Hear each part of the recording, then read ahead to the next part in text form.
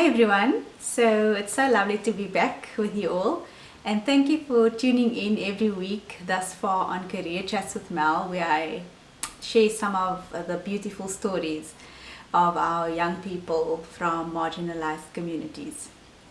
So today I thought I'd share a little bit about myself and just my journey with job shadowing. So by the title of this video, you would have seen that today we're going to talk about why young people still today need to be maybe considering job shadowing if they haven't already, and the importance of it. So I remember when I was in grade 11 in my high school, they still expected us to do job shadowing as part of our life orientation, and perhaps it was a blessing in disguise to do that assignment, because I'm not sure if I really would have done job shadowing out of my own. So as a result of the assignment, I thought back, sure, the lady who I was involved with in primary school, who happened to be an occupational therapist, she came to mind again, and I made contact with her. Luckily, I still had a phone number. I contacted her and I was like, I can't remember exactly what it is you do, but I would love to job shadow you if that's possible. And at the time, it was she was working at UCT, Liesel, and I then said to her, do you know anyone then who's busy practicing in the field of occupational therapy, and can you perhaps connect me with the person? I would love to see what it's all about. So she did, and thankfully she connected me to a lady who worked at the Western Cape Rehabilitation Centre. I got to see a little bit about occupational therapy in the physical field, where patients who have sustained perhaps a head injury or a stroke would have gone to Western Cape Rehabilitation Centre for a period of about 3 months to get occupational therapy, physiotherapy, speech therapy, and obviously doctors and nurses would be there to care for them. So it was a lovely experience, and I really got to see what occupational therapy is about in that arena. And so that was, I think, looking back and studying occupational therapy then, it was really just a snippet of what occupational therapy is about. And my recall and memory of occupational therapy when I was in grade 7 was Liesel meeting with a group of girls who I was part of, and we had some fun and games that we were playing.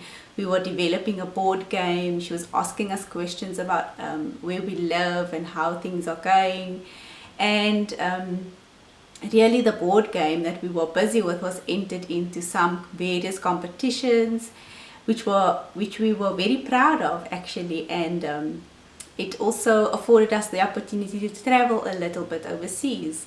And so really that journey with her as an occupational therapist, with us, a group of girls from Lavender Hill, and then also the little bit of job shadowing experience that I got at WCRC. I was like, I think this is something I think I would enjoy. It suits my personality. And lo and behold, that's in grade 11. In grade 12, I then actively pursued, the opportunity to study occupational therapy. And I thought I'd share my journey, because I'm wondering if young people are still actively pursuing job shadowing opportunities, especially around grade 11 and grade 12. And I think, why is it particularly important at that age?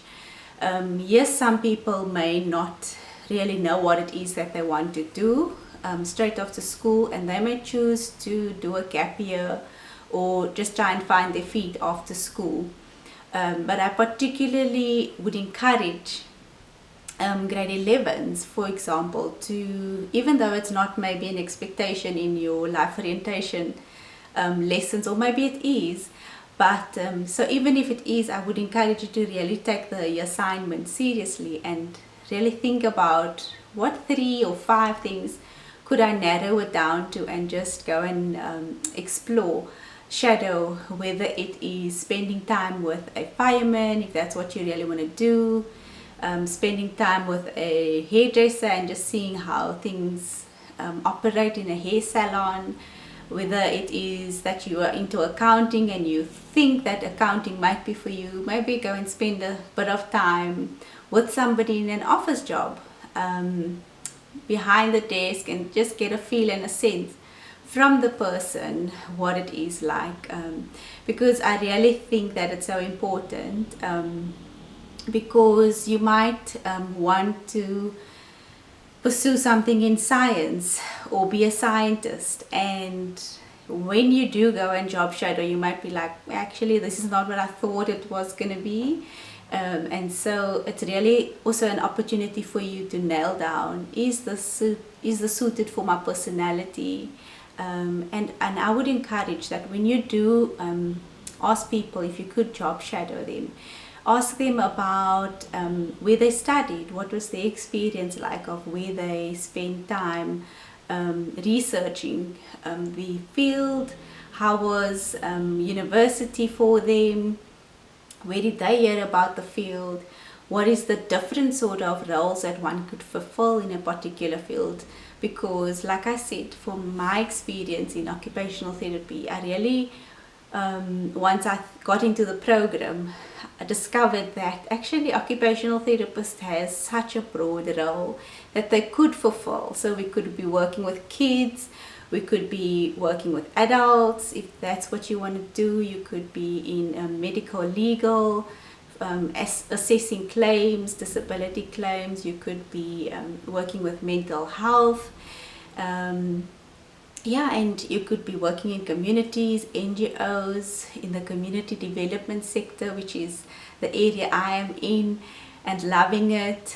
Yeah, you could explore further academics by doing research.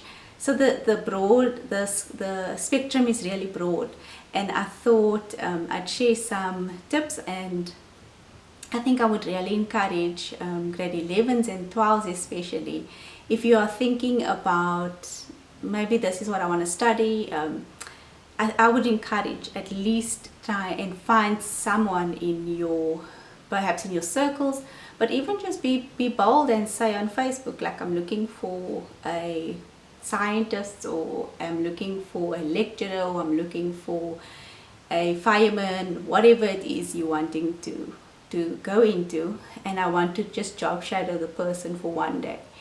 And you never know, you might get responses, and so I really encourage you to take the next step. Once you've nailed down that tough decision of this is what I'm thinking I want to do, I would say take it a step further and explore with somebody, and you never know. It might change your mind. It is also the start of developing networks within the field. You never know what could come from that next step of connecting with somebody who's really in the field and enjoying what they are doing. So yeah, leave a comment down below if there is any experiences that you would like to share of how you perhaps used job shadowing to nail down a career pathway, or whether it changed your mind completely once you are doing job shadowing, and that is possible.